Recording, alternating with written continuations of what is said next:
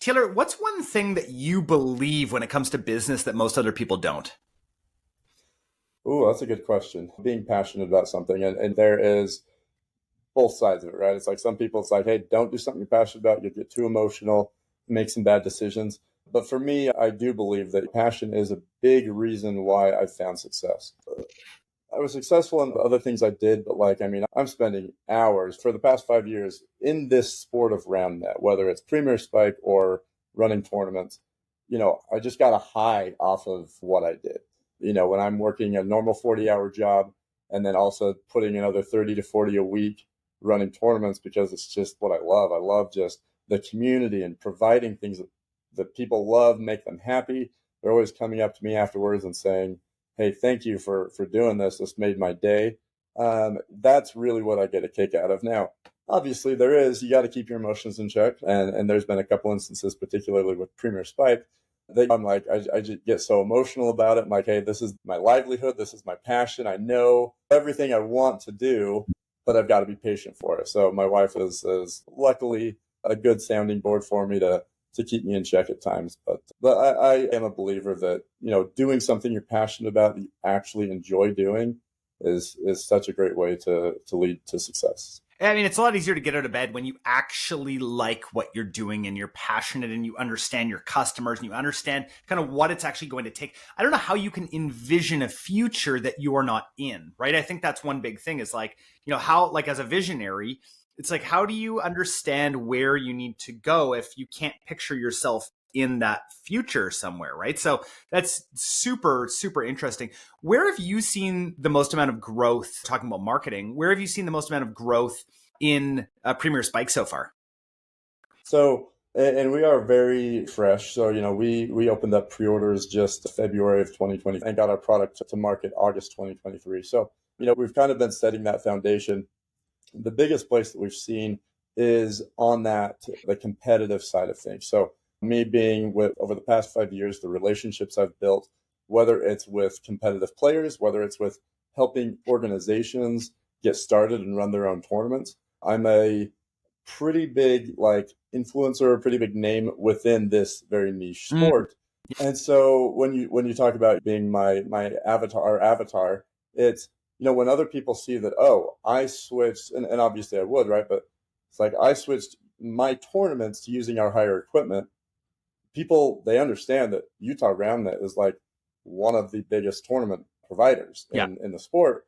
And hopefully they trust that, hey, I wouldn't just make the switch if it wasn't a step up and it was just my own personal brand.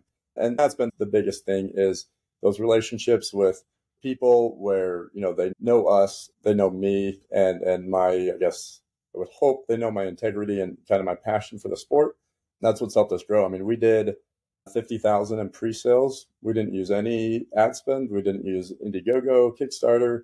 It was all strictly organic. Wow. Off of our website. We sponsored some top teams who were excited to have a new product in our sport. So that helped as well. But yeah, I mean, that's really where it's been is simply from the influence that either I personally have or relationships I have in the sport.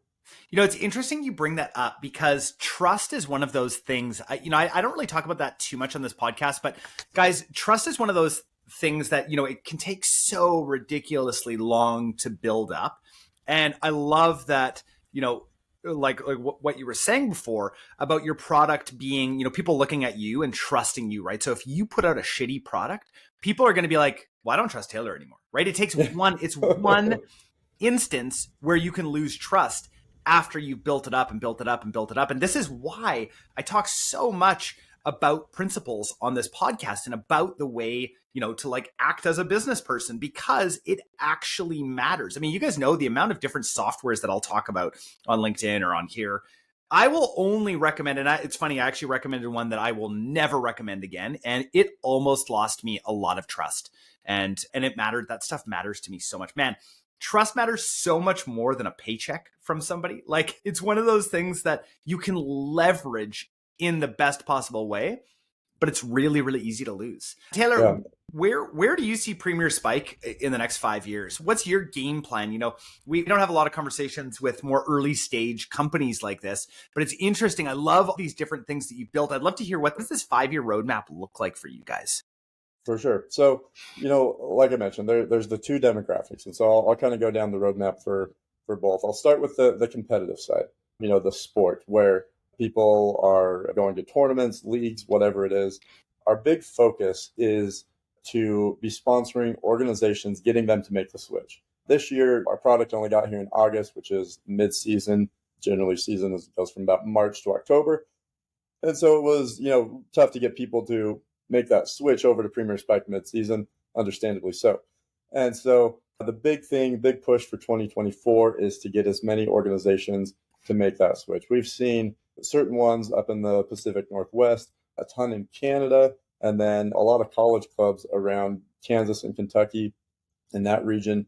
And with those early organizations making the switch, that's where, you can definitely see, a higher percentage of sales coming out of those regions. And so that's a huge part of it is doing that. Also running our own tournaments. I've got some really fun plans